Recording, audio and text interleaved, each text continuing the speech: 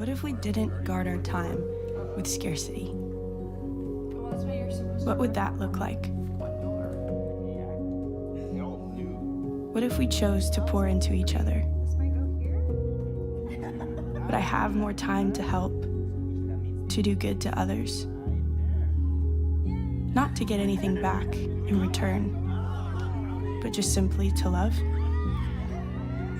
Could I be a service to those around me?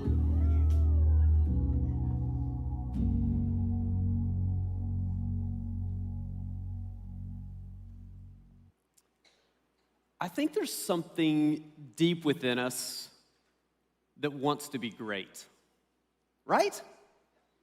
Like you want to be a great mom, you want to be a great dad, you want to be a great spouse, you want to be a great boss. Maybe you want to be great on the athletic field. You want to be a great investor. I mean, you fill in the blank. There's something in us that we want to be great. And truly, I'm no different. In ninth grade, I found greatness maybe in a unique way. Now, truly, I wanted to be great even as a young person. But the challenge was I wasn't athletic enough to excel at football. I wasn't smart enough to win like the academic bowls. I wasn't plump enough to be a great sumo wrestler. I was pretty limited, like in what my greatness opportunities were. Truly, as I kind of reflected about my own journey, there really wasn't a lot of greatness about me. But I found myself in the speech class my freshman year of high school.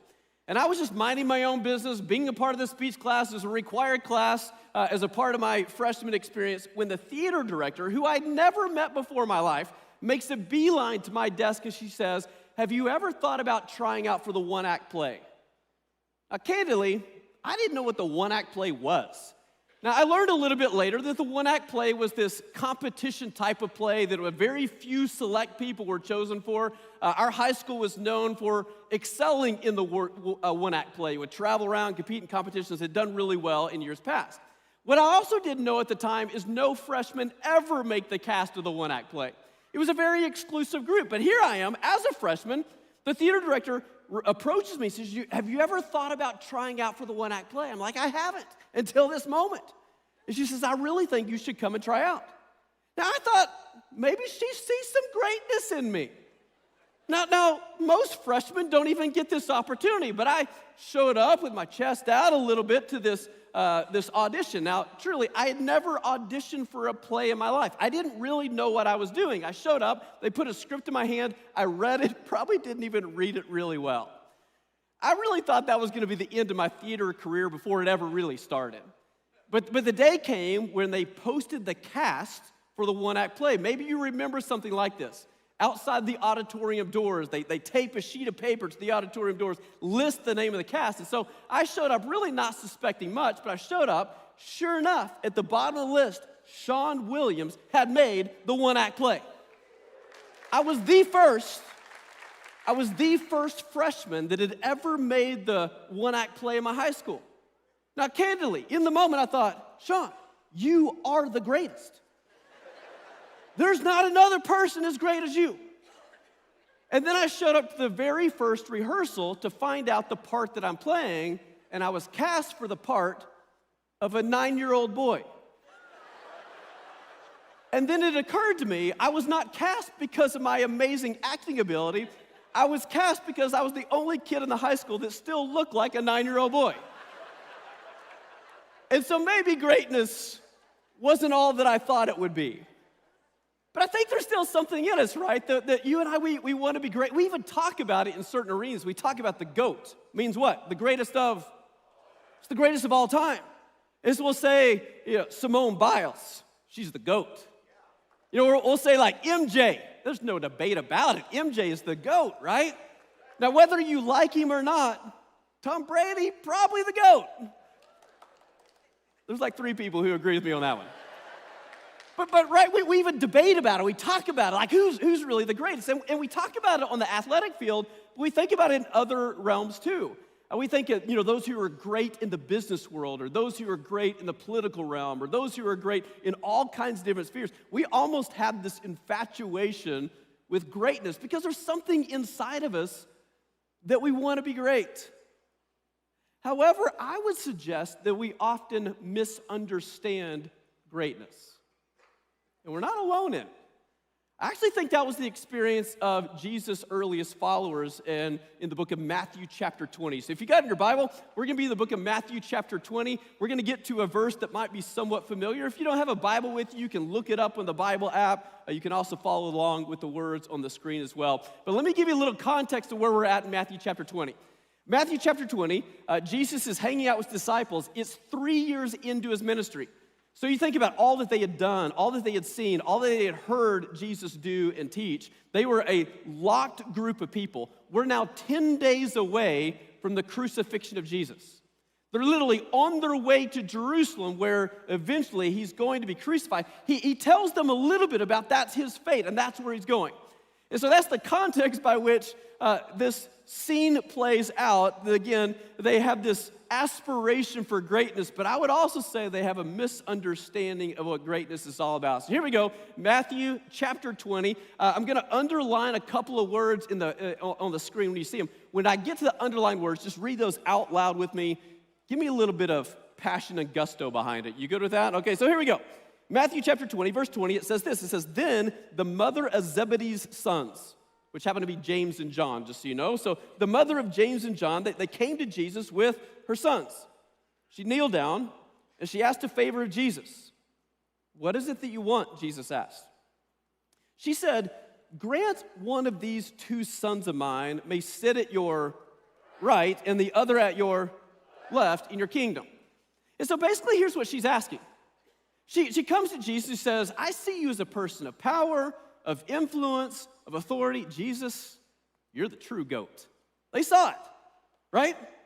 Now, and I love the fact that James and John didn't make this request of Jesus. They had their mama to come to do their dirty work for him. And I think this is pretty funny in itself. But what are they asking? They're asking that, Jesus, we see you as somebody of power and of influence, of position. You're somebody of great authority. And I'd love to be great by my association with you. Because when you come into your kingdom, when we are established as king, can we be on your right and left? In other words, they're basically saying, can we be your vice president and your secretary of state? Because you're great, and we would like to be great right alongside of you. Now, when I said they're misunderstanding greatness, is because they understand greatness to be power, position, authority, and influence. They think that's what it means to be great. And Jesus says, we got to redefine how we think about greatness. And so he says this next. He says, you don't really know what you're asking, Jesus said to them. Can you drink the... We almost got that together. I'll give you another try. It says, can you drink the cup I'm going to drink? We can, they answered. Now, what in the world is going on there? So again, James and John, their mama, they come to Jesus and say, hey, can we sit at your right and left? Can we have the chief seats? Can we be the vice president, secretary of state? And Jesus goes, you don't even really know what you're asking. Now, what is he saying there? You see, James and John, their mom, they understood Jesus to be the Messiah. Now, some people, you understand the term Messiah. For others, that might be a new term for you. But what it literally means is the people of God, the Jewish people, the Israelites, they had been expecting the Messiah for literally thousands of years. The Messiah was going to be the anointed one, somebody that God sent into the world to ultimately deliver them from the oppression that they felt. Now, what they thought that meant is that the Messiah would come and bring political deliverance. God's people had lived under the oppressive rule of other nations for most of their nation's history. And at the time of Jesus, they were living under the oppressive rule of the Romans. And so when they saw Jesus as the Messiah, what they thought that literally meant is that Jesus was going to Jerusalem. It's where they're headed. That Jesus was going to pick up a sword, rally an army together, beat the whoopee out of the Romans, establish them as a free nation, a free country. He would be established as king, and they'd be sitting like on his right and his left in this kingdom. That's what they expected. And Jesus goes, you don't know what you're asking. Because that's not how my kingdom is going to play out.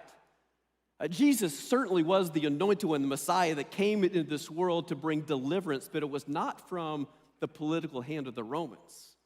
Jesus is going to come bring deliverance for something so much greater, deliverance from sin and death that required a very different outcome. And so Jesus was going to come to Jerusalem. And there was going to be, within 10 days, somebody on his right and somebody on his left. But they were not sitting on thrones. They were dying on criminals' crosses. And so Jesus, in this picture, begins to redefine greatness. The greatness in God's economy is not defined by authority and power and influence and position. Instead, greatness is defined by love and humility and sacrifice. That's greatness. When Jesus says, you're not prepared to drink the cup, you know what the cup is? Do you remember in just a few days, Jesus would be in the Garden of Gethsemane and he would ask, Father, if it's possible, take this cup from me. Do you remember that? The cup was literally God's wrath, God's judgment that Jesus was about to take on through this sacrificial death. Now, I would say Jesus is the greatest of all time. But he was the greatest of all time, not because of a position or his power or his influence or his authority. What makes Jesus the greatest of all time is though he had all the power in the world, he was willing to lay it down in sacrifice, in humility, in his love for people. That is a redefinition of greatness in Jesus' economy, and he invites his followers into it. And so in that, he gives this impression that if following Jesus is what it's all about, that we can serve our way to this kind of greatness. Here's what it says in the very next verse. It says, so Jesus called together, like all of the disciples, and then he says this. He says, you know that the rulers of the Gentiles lord it over them. Their high officials exercise authority over them. Help me out with this phrase, not so with you. What does he mean by that? He talks about these Gentile leaders, power and authority. What do most people do in positions of authority and power? They lord it over people. They use people for their own agenda. That's what most people do when they get in a position of power. And Jesus says, not so with followers of mine. Now let me do a quick little aside, and I got to be careful with this one.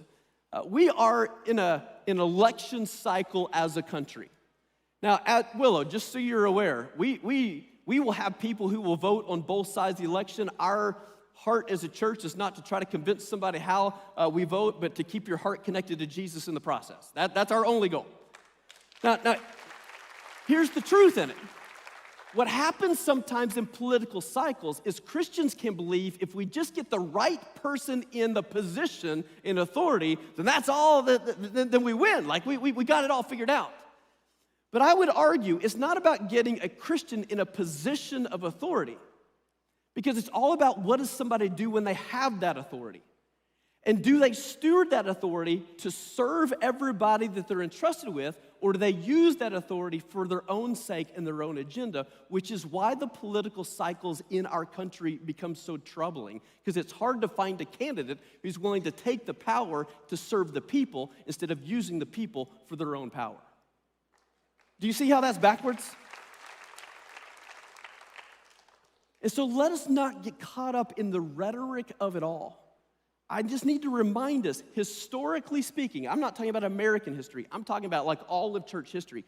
Some of the darkest moments of church history are actually when Christians took power and then took the power and misused it. Power at the hands of people who do something at the expense of those they serve them does not honor God. It actually harms people and destroys our witness.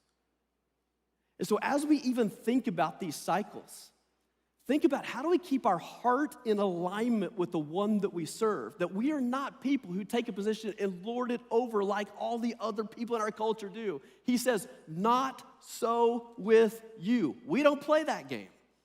We don't operate that way. So real quickly, turn to somebody near you and say, not so with you. Like, not so with you.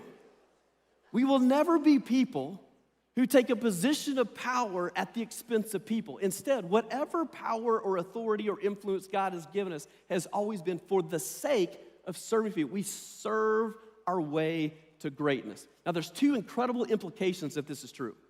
Here's the first. If that's the true definition of greatness, what that means is anybody can be great, right? That you don't need an Instagram account of 1 million followers to be great. You don't have to be the CEO of the company to be great. You don't have to be the coach of the team to be great. You don't have to have some sort of position or authority or influence to be great, because anybody can serve. Anybody can sacrifice. Anybody can take a posture of humility. Therefore, anybody can be great. And so if you think about that, I even think about it in our context here at Willow. Who's the greatest here at Willow Creek? I promise you, it's not the person standing on the stage with a microphone. You know who the greatest people are at Willow? It's the woman who's in our Willow Kids ministry serving our toddlers. That one is great.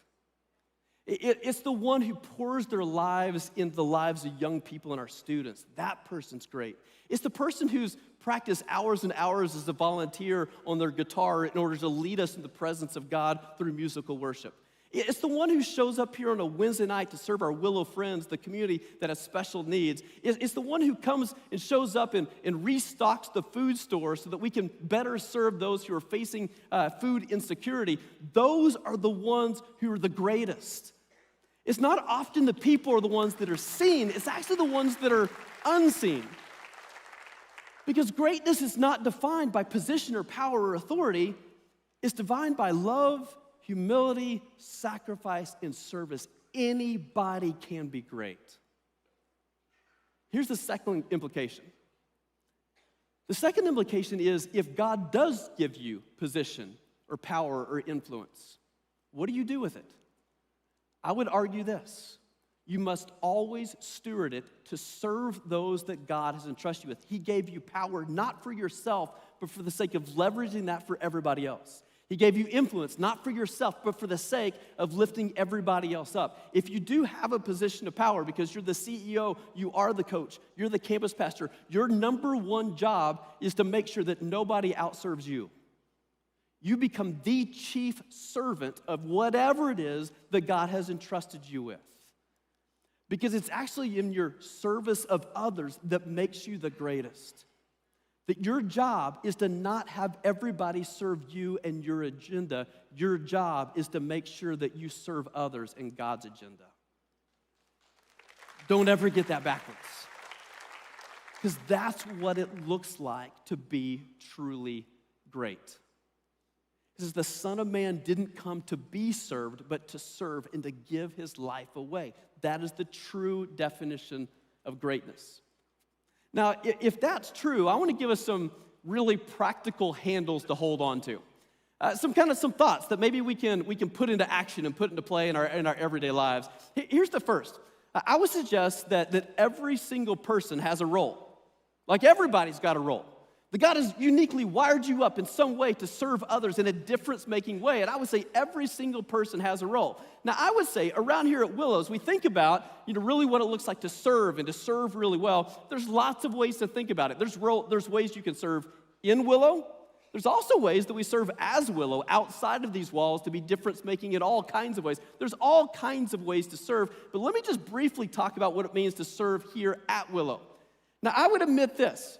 I would say oftentimes when you walk into a larger church like us, you look around and you'd be like, man, these people don't have a need in the world. It looks like it all just kind of happens, and it happens okay. And that's only because you have no idea what it looks like behind the scenes, right? We have some amazing, amazing people that serve in all kinds of capacities. But I'll tell you, if you're intimately involved in whatever ministry they're intimately involved in, you know all too well what it looks like to have gaps within that ministry that you desperately need others alongside of you doing what you do to propel the mission forward. I read a recent article that suggested that volunteerism is significantly down across all nonprofits. Churches, nonprofits, schools, you name it, volunteerism is down since COVID. So for whatever reason, COVID became a disconnector in just yet another way.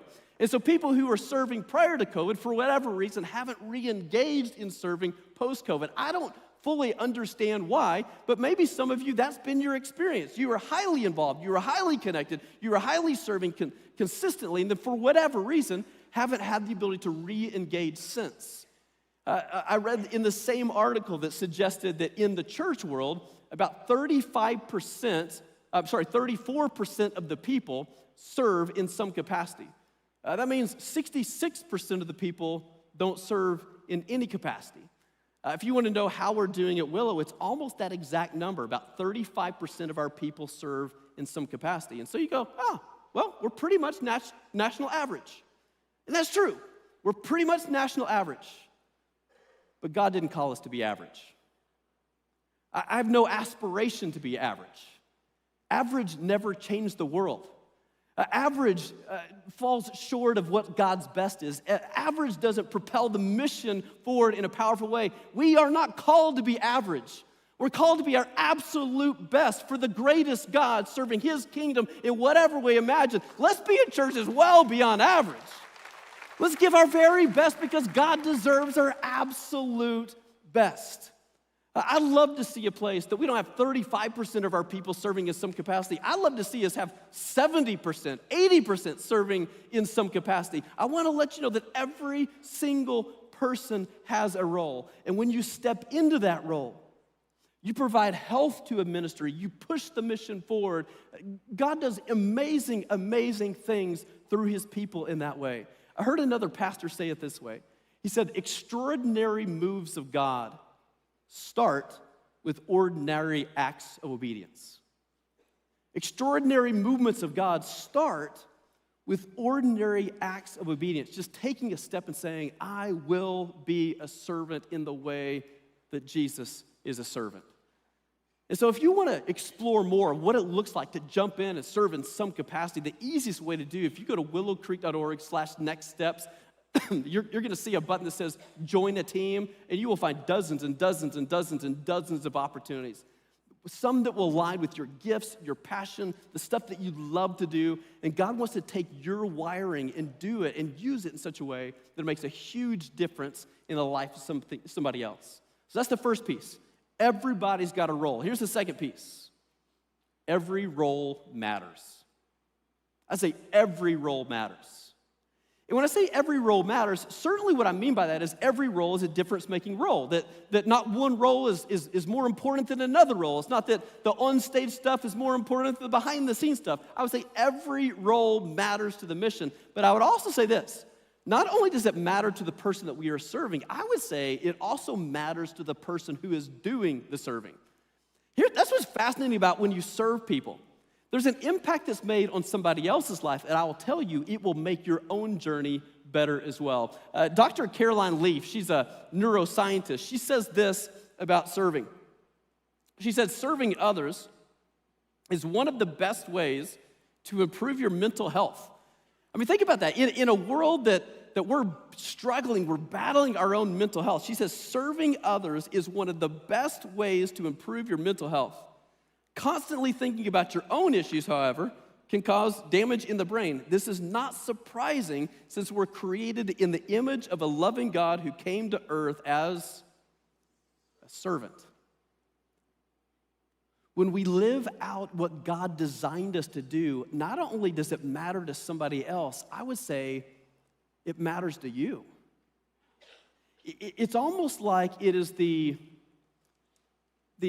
gym of the soul. That when we work out these types of serving muscles, it grows the muscle of compassion. It builds in a sense of purpose. It elevates the joy that we experience. There's something that happens in somebody else's life, but there's something that happens in our life as well. I would say everybody has a role, and every role matters. I would also say this, that serving is just absolutely better together. It just is. First, it's more fun. But there's something about when you serve as a part of a group or serve as a part of a team. It's amazing what happens in our own journeys. We lock arms with others in the mission. Now, there's a lot of ways I think about this. One of the ways I think about this is there's a new type of group that we're starting around here at Willow. So we released our groups directory last week, if you remember. And if you go to our groups directory and you look at groups directory, you're going to find these new types of groups that we're calling serving groups. And really, they're designed around mission. If you remember a few years ago, Dave talked about this vision, this dream that we have, that everybody would be in a group and every one of those groups would be on a mission. And these serving groups are kind of a part of that kind of idea. So if earlier I talked about what it means to serve in Willow in one of our ministries, these groups are almost serving as Willow. And so we, together, lock arms with people that serve needs and situations beyond the walls of this church. And so in our serving groups, you're going to find groups that are partnering together with other organizations to address the atrocity of human trafficking. You'll find other groups that are coming together and they're making blankets in order to serve others. You'll find other groups that are serving in the care center together. You're going to find other groups. I talked to a leader this week, and he's so excited about mobilizing people from Willow, mostly guys, but it's not exclusively designed for guys, but guys and girls coming together on Saturdays to rehab and to build homes with Habitat for Humanity. It's a beautiful, beautiful thing. And so you're going to see literally lots of these groups that have this outward focus to just serve as a church, to serve with one another. I would say serving is better together. I love the missional aspect, the purpose aspect of these groups. Now, I would argue that every single one of our groups should have some sort of a mission or some sort of purpose in some way. But here's the most important thing around that. Stick with me on this.